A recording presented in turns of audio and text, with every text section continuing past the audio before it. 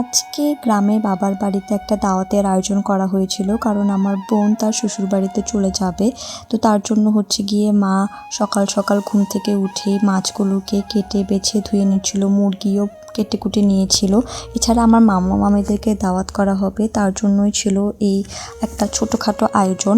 তো এরপরে আমার বোনেরা গিয়ে চিংড়ি মাছ এবং পেঁয়াজ মরিচ কেটে নিচ্ছিল। এছাড়া আমার বোনেরা ডিমগুলোকে সিদ্ধ করে তা ছুলে নিচ্ছিল। আর বাচ্চারা যে ডিম দিয়ে পোলাওটা খেতে পছন্দ করে। অন্যদিকে আমার মা চুলায় ছোট মাছের তরকারি টমেটো দিয়ে রান্না করছিল। এই মাছের তরকারিটা খুবই মজা। এরপরে যে আমার বড় বোন গরু মাংস রান্না করে নিচ্ছিল। সব ধরনের মশলা দিয়ে হাতে মাখিয়ে চুলায় গরু মাংস রান্না করলে খুব মজা হয়। তো তার জন্য বোন মশলা মাখিয়ে চুলায় এখন গরু মাংসটা বসিয়ে দিবে। মাটির চুলায় গরু মাংস আসলেই অনেক মজা। এছাড়া সালাদের জন্য শসা টমেটো পেঁয়াজ এগুলো কুচি কুচি করে নিচ্ছিল।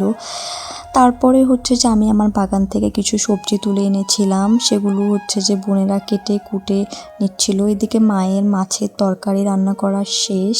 এছাড়া চুলায় মুরগি রান্না করা হচ্ছিল। মায়ের হাতের মুরগির মাংস অনেক মজা হয়।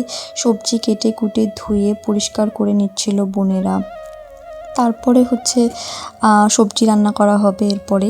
তো এদিকে মাছ ভাজা করা হচ্ছিল, এবং মাছ ভাজা যে খেতে অনেক ভালো লাগে, টাটকা ফ্রেশ মাছ। এরপরে চুলায় পোলাও রান্না হচ্ছিল, তারপরে ডিম ভাজি করা হচ্ছিল। মা অনেকগুলো খাবার একা হাতে রান্না করছিল, যেমন গিয়ে মাছ ভাজি রান্না করেছিল, তারপরে মুরগির মাংস রান্না করেছিল, তারপরে পোলাও রান্না করেছিল, গরুর মাংস রান্না করেছিল, ছোট মাছের তরকারি ছিল। এরপরে যে সবজিও রান্না করা হয়েছিল। ছোট মাছের তরকারি অনেক মজা হয়েছিল, গরুর মাংসটাও অনেক মজা হয়েছিল। তো এই তো আমাদের সবজি চিংড়ি মাছ দিয়ে।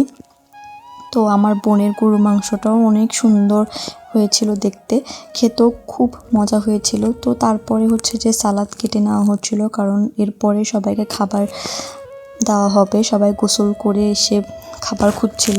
তো তার জন্য টেবিলে খাবার দিয়ে দিয়েছিল মা, এবং বাচ্চাদেরকে পাটি বিছিয়ে নিচে খেতে দিয়েছিলাম, এবং ওরা খুব মজা করে আনন্দ করে খাচ্ছিল।